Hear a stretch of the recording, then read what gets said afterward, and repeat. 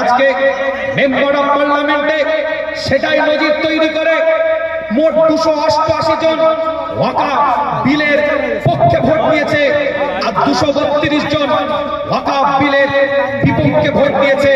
তার মধ্যে 40 জন মুসলিম, 192 জন অমুসলিম।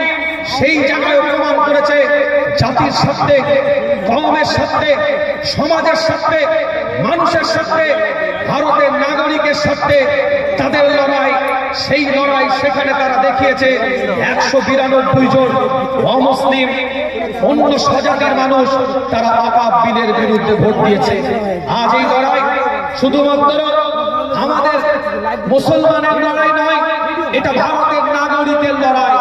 সেই লড়াইকে আজকে আমাদেরকে আগিয়ে নিয়ে যেতে হবে।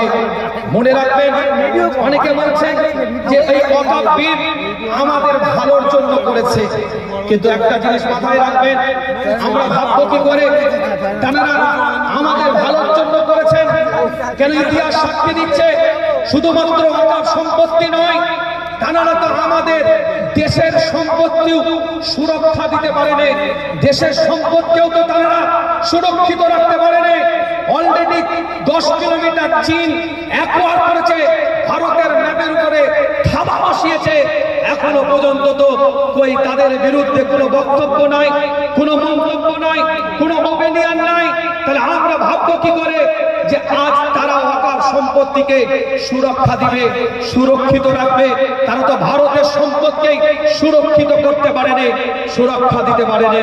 তাই আজ আমাদের লড়াই জাতি ধর্ম নির্বিশেষে সর্বজাতের সর্বধর্মের সমন্বয়ের ভিত্তিতে নাগরিক হিসাবে ওয়াকফ বিরুদ্ধে, ওয়াকফ বিলের বিরুদ্ধে আমাদের লড়াই গর্জে তুলতে হবে। এটা কোনো ব্যক্তি বিশেষ, কোনো ধর্মকেন্দ্রিক এ লড়াই নয়। কিছু অসৎ চরিত্রের মানুষ এটা সাম্প্রদায়িক মনোভাবের জায়গায় নিয়ে যাচ্ছে না। সম্প্রীতির মনোভাবপূর্ণ ব্যক্তিত্ব ওয়াকফ বিলের বিরোধিতা করেছে, এখনো করছে, আগামীতেও করবে, এ আশা রাখবো। কারণ ভারতবর্ষ সর্বজাতের, সর্বধর্মের, সর্বজাতের মানুষের ঐক্যের বন্ধন দিয়ে ভারতবর্ষে বিগত দিন আমরা বসবাস করেছি, এখনো করছি, আগামীতেও করবো।